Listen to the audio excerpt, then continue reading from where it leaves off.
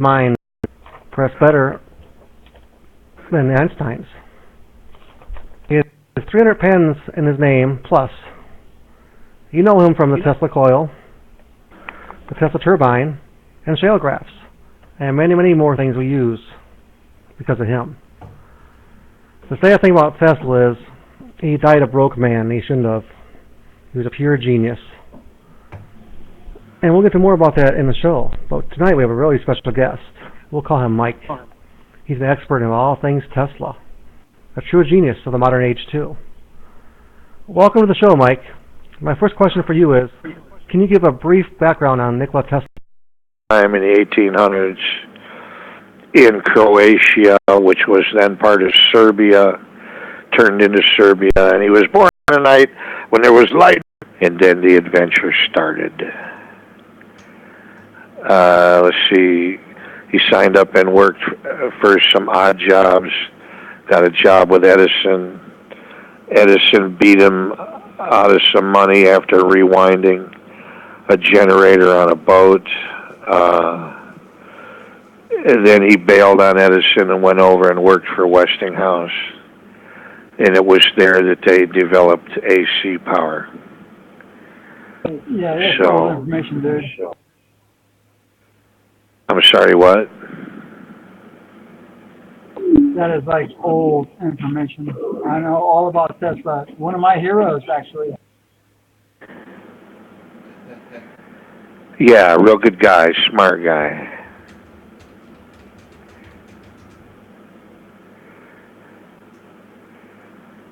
Okay, so after that, what happened?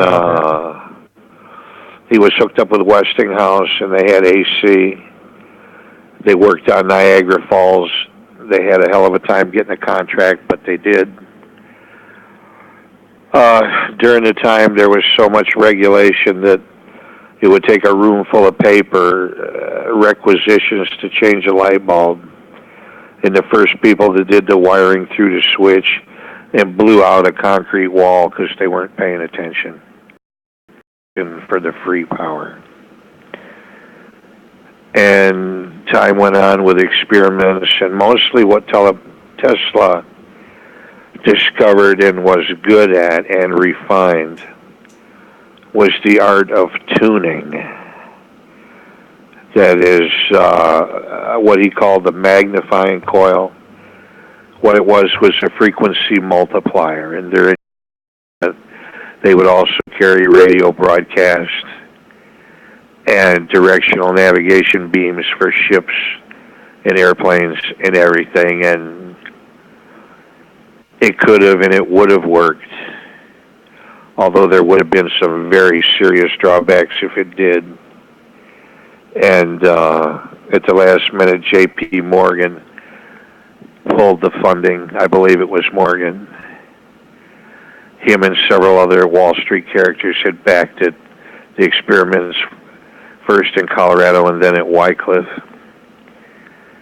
And he did all kinds of interesting things. The remote control boat he had at Madison Square Garden, everybody was amazed at that. The guy would write articles for magazines that would just blow people's minds with what was coming in the future. And he had a real colorful life, and he was basically a showman. He would invite people in and wind up one of them Tesla coils and show them how lights would light just from the charge in the air, the fluorescent lights, spheres and tubes. And people were always amazed. And like Luke said, he died broke and penniless in a New Yorker hotel. And the last friend he had on earth was a pigeon that would come through his window every day that he referred to as his wife. So that's pretty much a bio on him. Oh, and Westinghouse got in trouble once, and it couldn't pay Tesla some money for some contracts. And Tesla, being the good-natured guy that he was, said, just forget it. You don't owe me nothing. And you can also thank Tesla for using 60-cycle power, because that's what coordinates all of the clocks around the world. It's the 60 cycles for 60 seconds in a minute and 60 minutes in an hour. That was another one of his foresights. Thank you So for that. I have a question. there's We touched upon last time we talked. Okay. If we had Tesla coils all over the world, would it be bad or good for us, do you think? And why? Okay. His idea for energy without wires would have worked. But the problem is you would have torqued the ionosphere, and you'd have a heavy charge in the ionosphere oscillating all over the Earth at the nodes on the planet at all times. And for anybody who has any experience with extremely high voltage electricity, like way out in the country where you see the power lines way up in the air, where they're running like 10,000 volts along the lines, and if the weather's a little bit damp and it's nighttime, you can hear them buzzing and see them sometimes shining blue. If you take a look at the vegetation down around those towers, you'll find first off that the plant growth is stunted, and that the plants that do grow, they're twisted and torqued out of shape, as if, well, what it is from being exposed to the field from those transmission lines overhead. Okay, and like right now today, there's not an insurance company out there, not even Lloyd's of London, that will sell insurance to a cell phone company against the prevention of tumors, okay? And there are people right and left who get tumors in their ear, or tumors on the side of their skull, or tumors just inside the skull from constantly whacking and yakking on the cell phone all day. And that's true even of Bluetooth, okay? And they're starting to show now that kids, sometimes little kids that wake up with the night terrors, horrible dreams, and can't focus and can't function and have ADD, when the parents shut off the Wi-Fi in the house, the kid slows down and the monsters in the dreams go away. And it's the same thing with the kids that are real active and running around and making trouble in school. Mom and Dad take the cell phone away. The kid is real mad for a couple of days, and after that the kid smooths out. So even though Tesla would have been working probably the high-frequency coils that the man was using at the time was up in the UHF zone, up where the channel 13, 14, 15 run on a TV, it would have had the same effect as microwave transmission, and that is to heat people. And you must remember that the human body is basically electric. All those nerves in your body act as an antenna. And it's been proven that people that are exposed to an intense RF field, what happens is they get irritable, they get crazy, they make bad decisions, and then they feel really sad. So if they would have had these Tesla coils working all over the world, yeah, you would have been able to put a rod up in the air and screw in a light bulb at the bottom and then ground the other end of it and have electricity. But you'd have been crazy after a few years.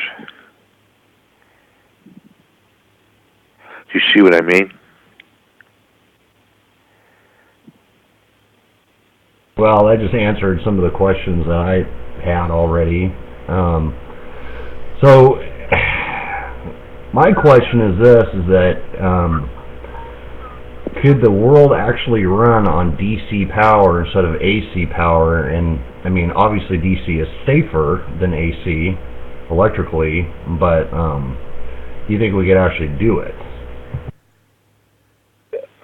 You can do anything, but what a drag it would be.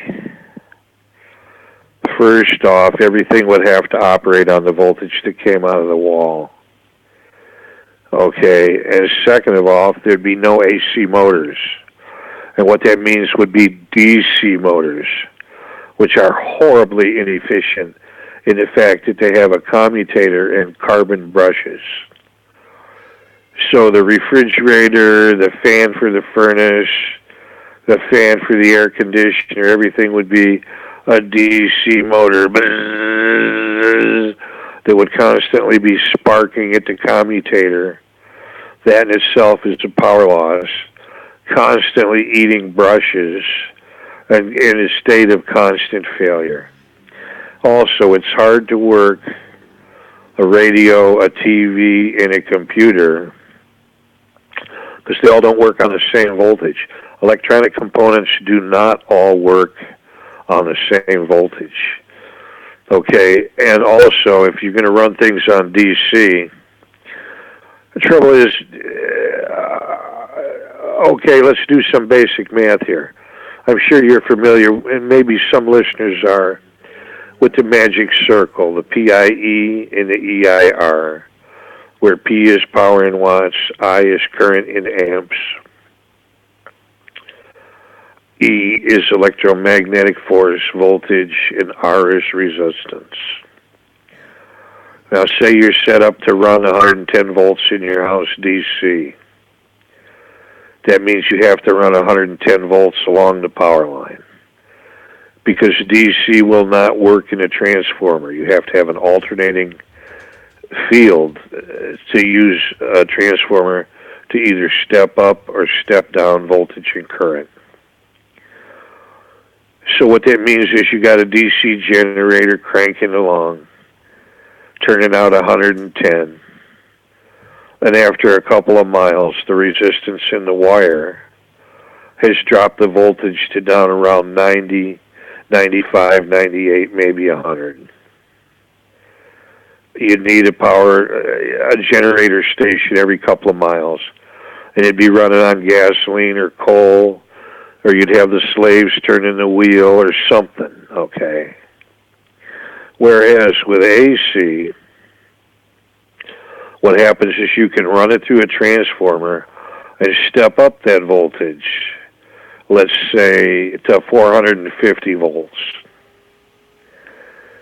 And over the same distance, what you're going to do, over the same distance of transmission line, you're going to lose the same amount of voltage, but it will be a smaller percentage of the applied voltage. And that is the reason why they have extremely high voltage on long-distance transmission lines, because the loss is less of a percentage. Does that make sense? Do you understand that, what I'm saying? Yeah, that makes 100% sense to me. I still remember in high school when you helped me build that Tesla coil spark Eye of the Devil machine. Oh yeah, that was yeah. That's what's in an automobile. That's an automobile spark coil, ignition coil. Is basically a Tesla coil. It's a broadband frequency multiplier is what it is. You got a heavy primary winding and about 10,000 turns of really fine wire for a secondary winding. And your mechanical oscillator is the breaker points, sometimes called an interrupter. In an automobile, it's the breaker points. On a giant Tesla coil where it's a rotary gap, it's a mechanical oscillator. Yep, that's how they did that. That's the conventional ignition. Henry Ford thanked Mr. Tesla for his wonderful coil. And what else? Yeah, that's pretty amazing because just about all cars run on that now. You know, they all use a ignition coil, and you know that's one of his inventions that we still constantly use. Yeah, the ignition coil is there. The mechanical oscillator is still there, only it's not mechanical, it's electric now. They got a little transistor picking up a signal that turns on and off. A silicone control rectifier and a capacitor across it to act like points. And that's where they get the oscillation to make the spark. So it's still there. Very good. Next question will be, some people claim some of Tesla's inventions are still classified. Any truth to that? Well, as far as I can see, I'm not really a government man, so I can't answer for sure, but I would say probably not. All of the talk about his death ray and stuff like that, that matured in the 1950s with the maser. Okay, the microwave amplification by stimulated radio emission. Excuse me, I can't even remember the synonyms. Stimulated radiation. Yeah. Stimulated electronic radiation. Yeah, that's what it is. And the maser has since been superseded by the laser. Okay. They got the oscillations going on in the tube, or a ruby rod, or a crystal of sorts, or a liquid. So everything that the man said was true. Okay, it was just the technology was lagging behind. You got to remember, when he wrote that, there was not even a klystron tube, okay? There was not a klystron generator tube. Whereas today, when you take apart the microwave oven, and you look inside there, that little copper tube with the wire in it that you don't want to touch, that's your klystron generator. So that was not yet designed. So everything he said came to pass, and some of the stuff has been superseded. Hey, Mike, Boots wants to know if Tesla made an electricity protection other than a Faraday cage. A way to protect against a radio frequency field? Is that the question?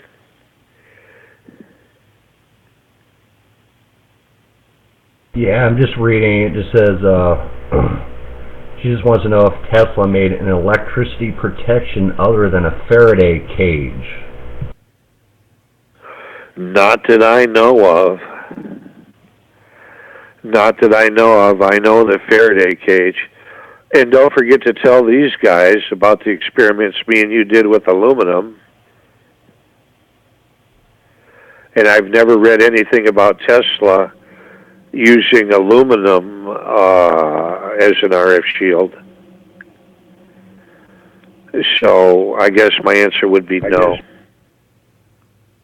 Yeah, didn't we try lead, and that didn't work very well? Yes, it actually turned out that a microwave would pass right through lead. Okay. And the microwave will pass through steel. However, a microwave will not pass through aluminum. Whereas regular radio frequency is stopped by a screen, a steel screen, or a piece of steel. A microwave will go through it. It's a touchy thing. And lead will stop radiation, but not microwave. Ionizing radiation, but it won't stop microwave. So. Thanks for that stuff. Next question has to deal with HARP, one of Tesla's inventions. Some people claim HARP can do weather modification and mind control and some other things. What can HARP really do? What's the truth behind that? Well, again, I don't work for the government, and I can't really tell you what they're doing, but I know this much. Russia's set up with a HARP station, and we have one here in Alaska. And I know that you can rattle the ionosphere and make things happen. I know you can hit a cloud with a microwave beam and make it rain. And I know that people exposed to microwave radiation become very irritable. They become irritable, they become tense. And what happens is it starts just above sound, okay? If you start to get into ultrasound, if the frequency is right, you can cause people to do all kinds of crazy stuff, okay? And you can go from ultrasound into radio, and then of course up into heat, and then into light. And with radio transmissions, you can make people crazy if they're close enough. They get agitated, they want to fight, and it works especially well if they're drinking, especially if they're at a dance club, okay, and they're going to see a rock and roll band. I've seen this happen. What happens is the people, somebody who's savvy about technology, will overload the tweeters. They have piezo tweeters in the speakers, and the piezo tweeters will start putting out this really just right on the edge of hearing, just between hearing and the beginning of radio, okay? This high-pitched wave, and what it does is it acts as an irritant. And so everybody starts drinking more, and they start dancing more, and then the fights break out, and the arguments break out, and everything, and all of this. And then, boom, that's the end of the show, and everybody's convinced that they had a really good time, when all they were was irritated by ultrasound just on the edge of the radio frequency spectrum. I've seen that happen, okay? And I know that the government has done experiments through the wall with microwave radiation that makes people crazy on the other side, makes them not know what to do, makes them want to fight with each other and become argumentative, and stuff, just bizarre behavior, And the guy want to dress in women's lingerie, and then, okay, I'd like to speak about him for just a minute, a contemporary of Sigmund Freud. Now, Wilhelm Reich, back in the day, was convinced that there was a kind of bionic energy called a bion. But he was a man out of his field. He was educated in the field of psychology. And he started playing with electric generators and autoclaves and microscopes and looking at things and building things. And what he did was he built a bionic cannon, which consisted of plywood and 2x4s, 3 tubes that he could focus to a point. And behind each tube, he had a running water hose. And when there was a cloud overhead, he would aim it at the cloud, and either there would be a hole in the cloud and the cloud would dissipate, or the cloud would rain and then be gone. And Wilhelm Reich's books are no longer available in the United States. They're only available in Europe. But a close reading of some of his research will show that the bion that he was investigating was actually an ion. Okay, an ionized particle that he was getting from that running water and sending up those cardboard tubes to punch holes in the clouds, just like the guys used to do see them with silver iodine. And there's all kinds of stuff you can do with microwave, and a lot of it's really dangerous. And for anybody who's not, who has the idea that they might like to take apart the microwave oven and experiment with that little klystron tube in there, I'm going to advise that you do not do it. Because the guys who ended up playing with the microwave in the 50s and whatnot, what it is was it slowly cooked the jelly part of their eye like it is when you boil an egg in the water, when you make a hard-boiled egg. So I'm going to suggest that you do not do it. Microwave radiation is bad. I cannot convince people. My friend Chris laughs at me because I do not have a cell phone. I do not have a microwave oven in my house because I know how microwave works. God, that was a long talk. I didn't mean to digress that far. I'm sorry. No, it's okay. We like that here. Man, talk as long as you want. I'm going to go a little off subject here a little bit, though, but I know Tesla had a hand in this, though. I was told to ask you this question. What really happened with the Philadelphia experiment? To be honest, I'm not really sure about that. But like I said before, there was no klystron tube, and there was also no magnetron invented at the time. They had not perfected the magnetron. And so what this guy did was, if you're going to break into time and space, what you need to do, this was his theory anyway, I just want to expound on this for a minute if I might, is that there's right and left, there's up and down, and there's toward you and away from you. And what those are the three axes, X, Y, and Z. And what this man was able to do was to build a sequencer. A long time ago, I listened to a guy named Al Bielek, who was there for that particular thing, was a technician on the Eldridge at the time.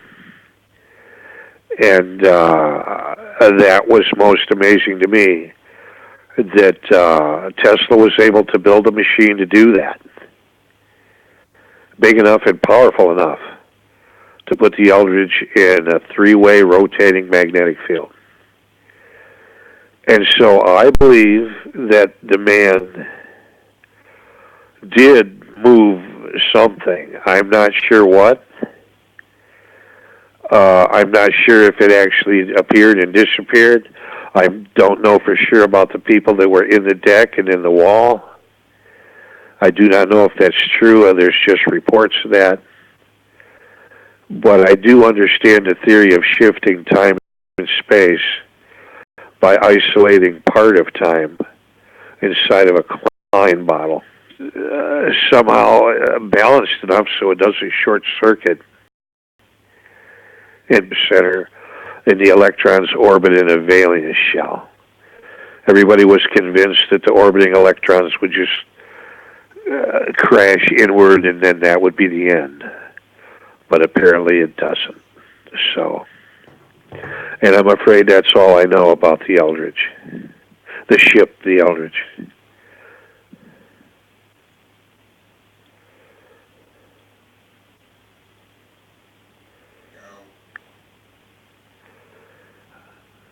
Are we still there? What invention of Tesla do you think is the greatest invention of him that most influenced our society? Well, to be honest, it's going to be the remote control. That's the one I like the best. He was able to fine-tune at a time when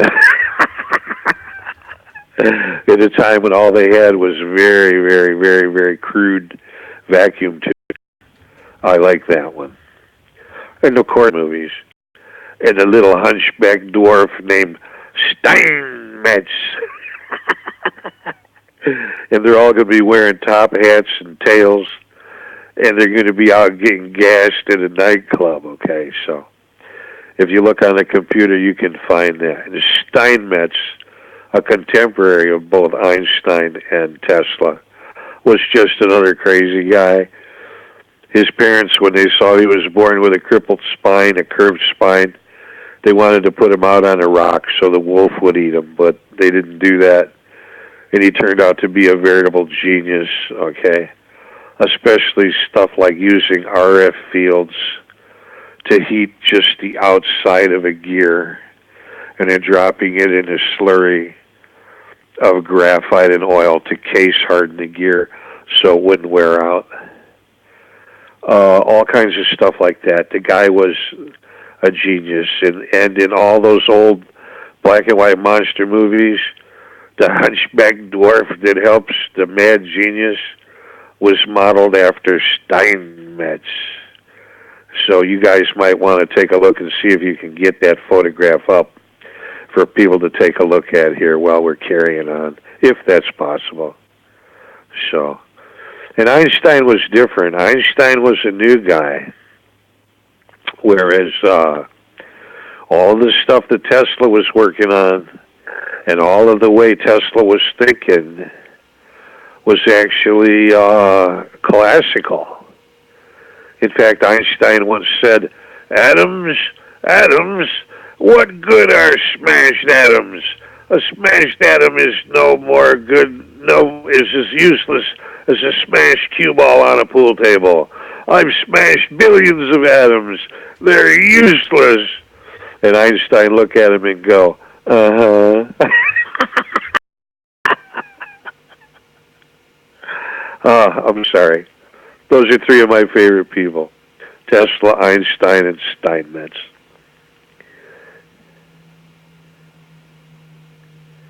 So speaking on the microwave radiation, I was wondering, you know, the military now, they have that crowd control where they shoot rays at people.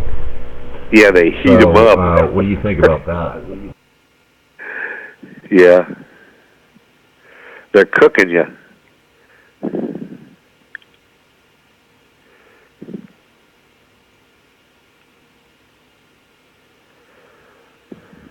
What inventions did Tesla do that we're not using right now that we should be using? Oh, geez, let's see.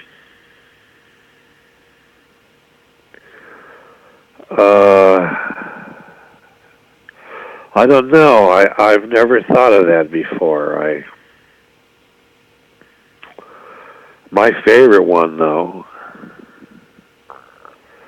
was a little mechanical oscillator that he clamped to a beam in a building and turned it on. And all it was a little tap, a little clockwork mechanism, and a tap hammer that went tap, tap, tap, tap on the I-beam, tap, tap, tap, until that little oscillation set up standing waves in the building, and enough to go through the ground to other buildings. And the buildings started moving, and concrete started cracking, and nobody knew what the hell was going on. And Tesla had to run back in the lab and smash it with a hammer. It was kind of like the Chinese water torture, you know, being crazy by the drip, drip, drip on your head. But it was done in a mechanical sense. And that's what happens when you set up standing waves in a building that, you know, aren't exactly resonant. You always have that one part of a wave that's left, it'll come back. And it'll start making trouble for you. You know, kind of like an antenna that's not cut to frequency. I don't know if there's any shortwave operators out there, but they know what I'm talking about. You know, things like to operate at a given frequency. When they're off frequency, they tend to heat up, or they don't work efficiently. And if that's true in a mechanical sense, they break.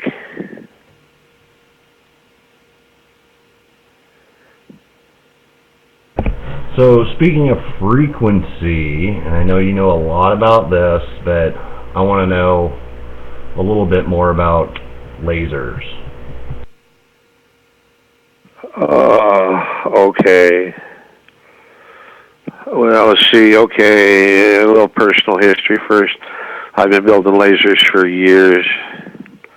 A lot of times for rock and roll kids with more money than sense. What else? I built a metal burner, but that imploded on me. I used to have a guy at the University of Michigan blow my tubes for me. And at one time, I ran just water through the water jacket. I didn't take into account that the water would ionize and not flow, and the tube imploded from overheating. But okay, lasers. So let's see, we can start way down into red, or the near infrared, and go way, way up into the X-ray. All that stuff is there. And all it is getting the waves to dance all at the same time, right next to each other. And the way to do that is with the medium and the distance between them. I have some really nice ones, some helium neon ones. I mean, you indeed could crack the surface of the Earth. Yes, that indeed is true. Mathematically, that's true. You can do that.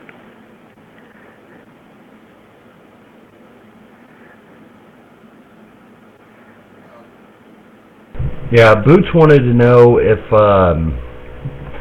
if you could possibly hold electricity in crystals. Well, it's not so much that you could hold electricity in a crystal, but if you bent the crystal slightly, it would give off an electron. In fact, that's how they do that. That's how the barbecue lighter works. You pull the trigger, it hits the crystal, pop, there's a spark. For years, guys have been cutting crystals to get crystal takes on it, where you put it on a channel and then fine-tuned it. But today, all the televisions are crystal-controlled. They're rock-bound, that is, where you just push a button and it's set on that frequency, no fine-tuning, no trying to get rid of the ghost, none of that. And so a crystal won't hold electricity, but it will give off an electron and take one back. Does that make sense?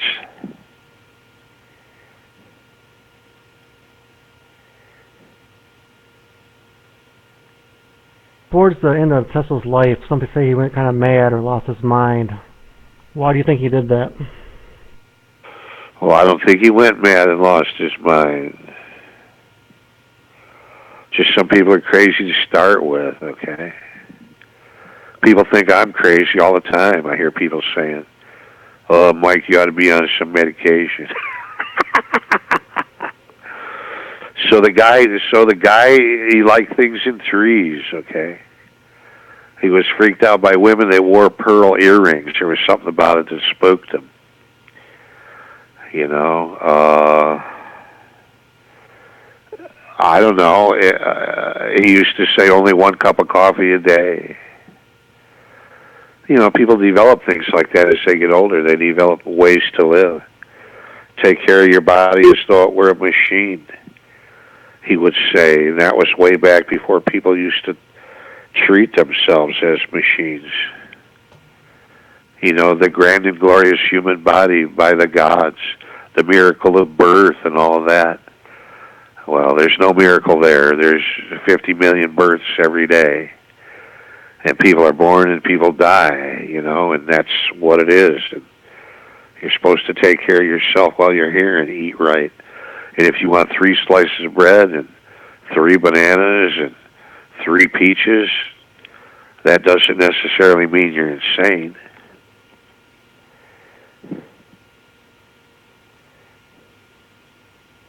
How many idiosyncrasies? Can you tell us about the prank that Tesla played on Mark Twain? They want to hear about that. I'm sorry, what? Everyone wants to hear about the prank that Nikola Tesla played on Mark Twain. He was said it scared the shit out of him, supposedly. So what was the prank exactly? Well, it didn't scare the shit out of him, but here's how it went. He had an oscillator hooked up to a platform. He said, "Go ahead, jump up there." So Mark Twain did, and then bang, he turned on the machine, and the surface that he was standing on went,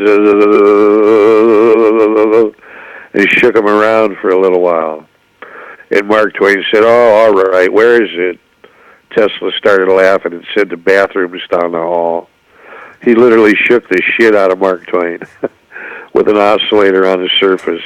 So that was the joke.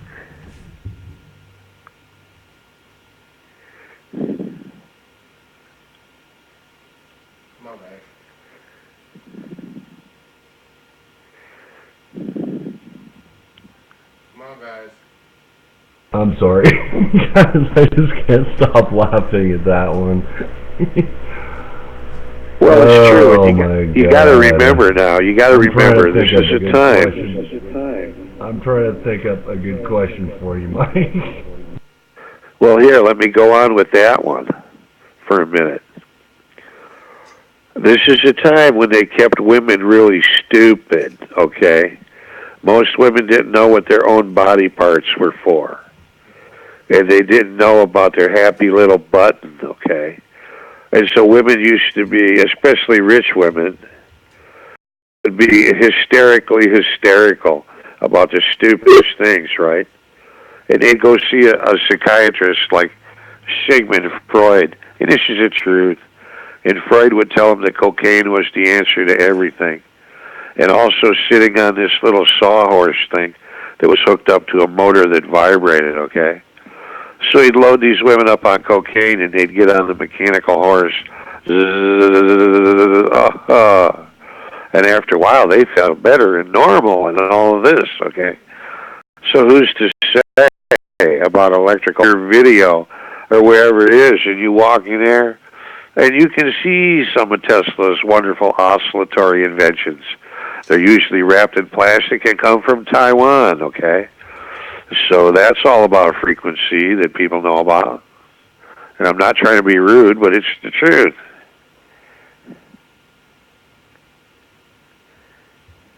Oh, sorry about that. Good stuff, man. Real good stuff. Good vibrations. Woo! And a question that was asked earlier from Boots. Now, when Tesla died, it was said the government stole some of his inventions and some of his patents. Is there any truth to that? Yeah, I'm sure they walked in and snatched all the papers and stuff. And I'm sure that everything he had was in theory. What they were hoping for was the government was hoping they were going to find plans to build the death ray to shoot down the enemy airplane and all of this. You know, they hoped they were going to find plans on how to build it out of off-the-shelf components. But that just wasn't there. And so what was there was the theory, okay? And that's what it was. And the theory after that, it was there, it was out, and people already knew it. And there's an interesting movie. I just want to say this, how sometimes life actually imitates art, okay? I believe it was either 1936 or 1938, and it is a Boris Karloff, Bela Lugosi movie, and the name of it is The Invisible Ray, okay? And what it is about how the crazy scientist looks through the telescope and sees far away and can turn around and look back into Earth and see on the path of light what the Earth looked like in primitive times. And lo and behold, here's a big meteor, boom, that smashes in Africa, a big glowing meteor. So they go to hunt for it, and my God, they find it's radium X. And from there, they develop the ray, and then there's personal problems, and everybody goes insane. And on with the monster movie, okay? Well, as it turns out, during World War II, there was a big chunk of uranium in Africa. They had been trying to refine stuff from Canada and the United States that was really low grade. And something like 20 years before, an explorer had noted this big chunk of yellow rock, okay, that turned out to be uranium, just so pure it was yellow. So the United States went over and got that, okay, and what else? The actual laser itself was invented by a guy in India. I forget his name, and that's how they want it. They want you to forget the guy's name, because what happened is the patent and the rights were stolen by Hughes Aircraft, okay, who was wanted to use the laser as a navigational device, which indeed did not work, because at the time they were using solid-state ruby they were using a ruby for a resonant cavity, to resonate to make the light. And so all of this stuff in the movie, the invisible ray, turned out to be true 20 and 30 and 40 years later. So if you ever get a chance to watch that one, you might like it.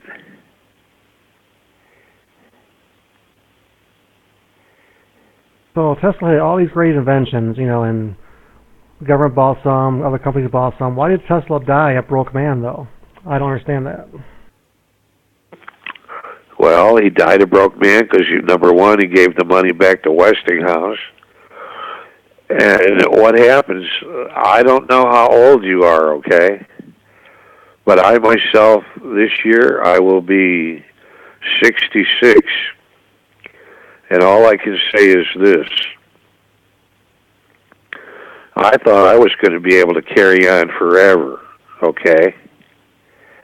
And it's almost like eating LSD and going to a party. The party's great and everything's happening and it's all going on, and then all of a sudden you look around and you're the only one there and the party's been over for a couple hours. The man got old. Nobody would back him anymore. The man got tired. That's what I think. And people were moving on. And like my father used to tell me, he used to say, "Son, you're getting dumber every day." And I'd say, "But Dad, that's not true. Look what I learned today." And later I realized that my father was right.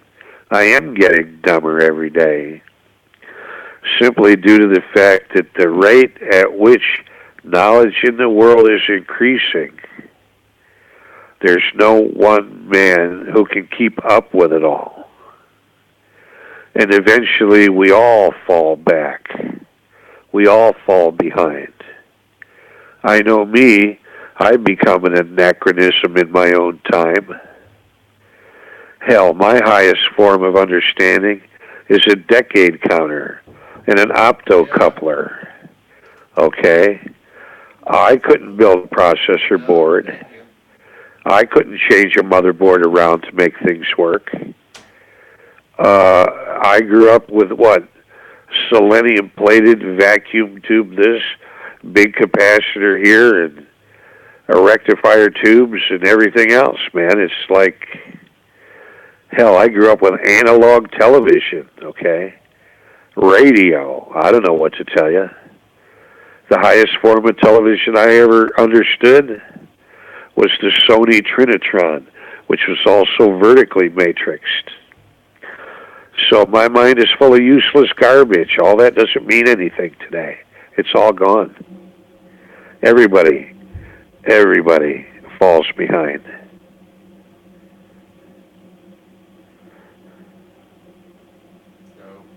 There was some rumor back in the day that Tesla talked to an object in space called the Black Knight satellite, which was an alien satellite from a different star system. He intercepted these signals and deciphered them, supposedly. Have you heard anything about that before?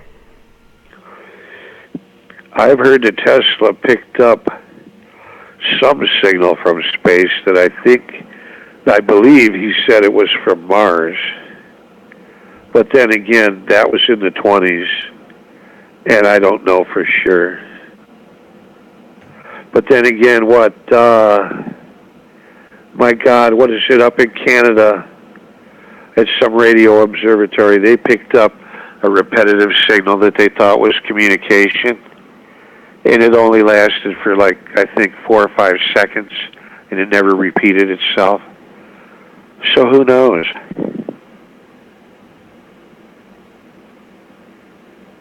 You sound like a real educated man to me, really intelligent. Let me ask you this question. It's kind of off topic though, but I want your opinion on it. Do you believe there's other alien life out in the universe? And if so, have they been here before? Well, sure. Yeah, there has to be. How can there not be? Okay. Now, you even take a look at our own world. Look at our own world. Everybody thinks, oh, Earth, what a happy place. Oh, green trees, water, all this. No, no. Okay, first the Earth forms. Then what happened? Bam! Something smashes the planet next to us, and so we got a asteroid belt. Okay. Oh, look at the moon. It's been bombarded. Boom. And when did the dinosaurs take a walk? Bang! Okay. So the Earth was not always such a happy place to be. And here we are. The monkey grew up and made a gun and a tape measure and a bomb and a plumb bob and a shovel, and here we are. The monkey going into space. Well, there has to be places out there that haven't had such a hellacious childhood, if you will, okay? Now, we don't know if the dinosaurs are still walking around or if here's a mess of trilobites still swimming in the sea, or we don't know if stress and strife make for a better creature that lives on a planet, okay? That we don't know. But there might be some pristine planet out there with happy people growing on it and having fun, and not all vicious to kill each other and steal everything from each other and kill each other for some filthy devil god or whatever it is, you know. All I know is this. Look at this. Africa, okay? The river running down the middle of Africa. On one side, the monkeys kill each other and beat the shit out of each other for a banana, okay? And on the other side of the river, things are plentiful, and over there live the bonobo monkeys, I think is their name. And when there's a conflict, they all stop and eat some bananas and have sex and then stop and then think about it. Whereas on the other side, where there ain't no food, the monkeys are busy smashing each other's head in with rocks and stuff.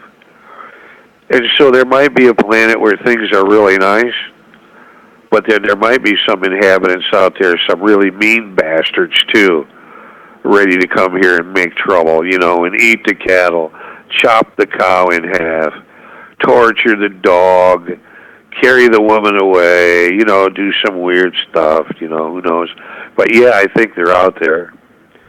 And if you take a look at the progress of civilization or humanity, so to speak, I don't know. I can't help but think it's evolution punctured by an occasional visit from the aliens who bogeyed a chromosome or two or tampered with the DNA.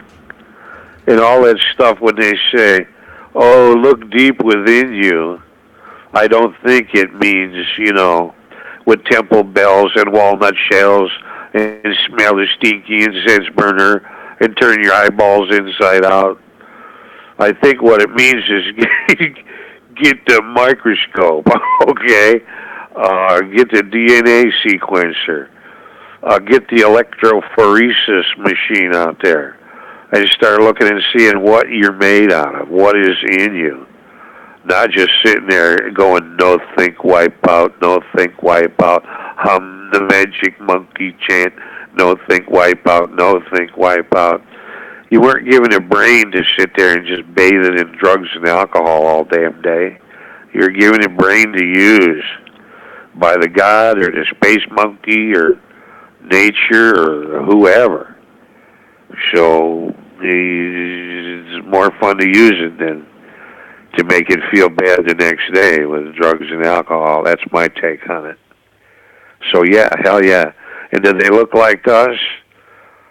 I don't know, but everything in the universe seems to be too. It seems to have symmetry. One side seems to look like the other. Okay, you look at the tree. Sure enough, one side looks like the other. Pretty girls, one half kind of looks like the other half. The cat, the dog, little creatures that swim in the water under the microscope. There's a certain symmetry to nature. And I tend to think that things on other planet is not just one big old eye with three legs clomping along. and one tentacle. You know, it's got to have some kind of symmetry, I would believe, because that seems to be the nature of things.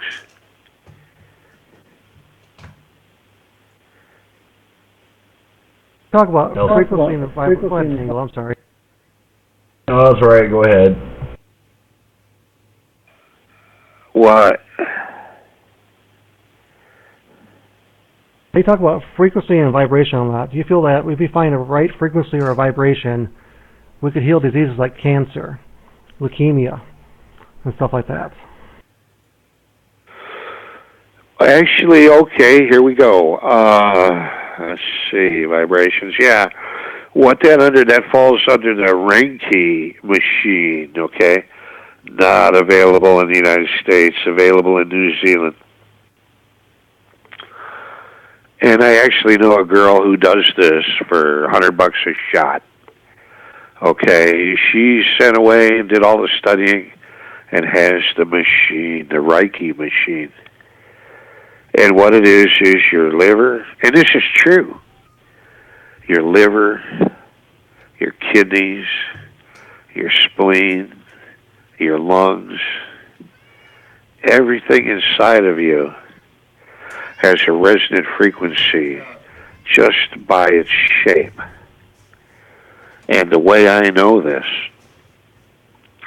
is when I first started playing with the frequency spectrum, one of the very first things I did was, like earlier I spoke about that piezo tweeter, I built an ultrasound gun out of PVC in a piece of plastic pipe and a piezo tweeter and a multiplier. And as I was dialing through the frequencies, I noticed, hey, I can make my eyeballs vibrate. Ha ha ha ha ha. Oh, look, I can make my skull vibrate. Ha ha ha. Isn't that cool? Good Christ. A couple hours later, my eyes hurt like a welder's headache. You know, when you're not supposed to look and you catch the flash from the arc welding?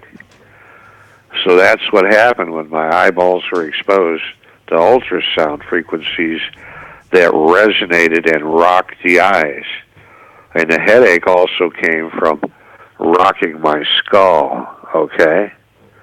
So apparently with the Reiki machine, what you do is you tap into a person and you get a read on them.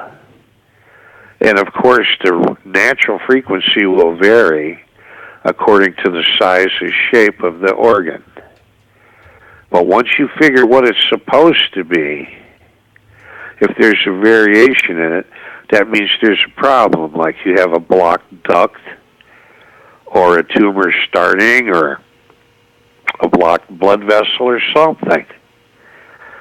And this woman puts the frequency to it to try and straighten problems out. But I don't know if that's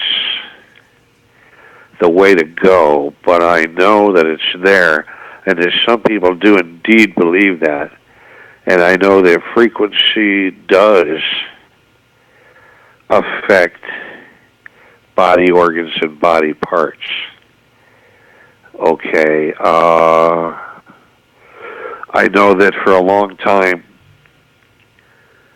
a guy would break his arm and it would have trouble healing until they put a coil of wire around it and passed a current through it. So they created an electronic field to help the bones knit, is what they used to do there. And they used to have machines called diathermy machines, that when your arm was in a bad shape, they'd actually wrap the antenna, a giant antenna around your arm, and they'd set the machine to running so that the RF would heat up your arm and accelerate the healing process. That much I know. Medicine is not my real strong point, to my constant regret.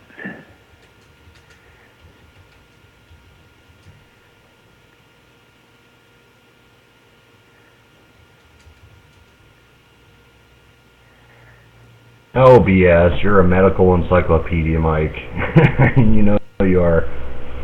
Well, yeah, Or but at I least mean, to you me know, you are. a lot of stuff I do blows up on me, so I'm really afraid because you just can't take the torch and bend it and make it right again. You know, I'm real hesitant about medicine and physical stuff.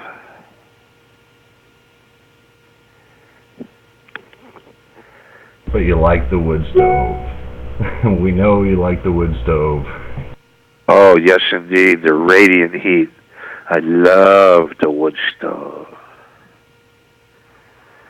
Rather than just the crappy forced hot air. Go, motherfucker.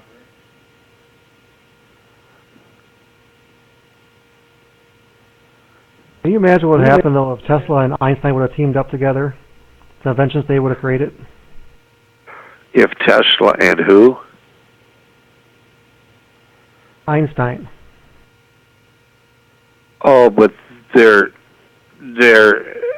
theories and everything, they came from different places.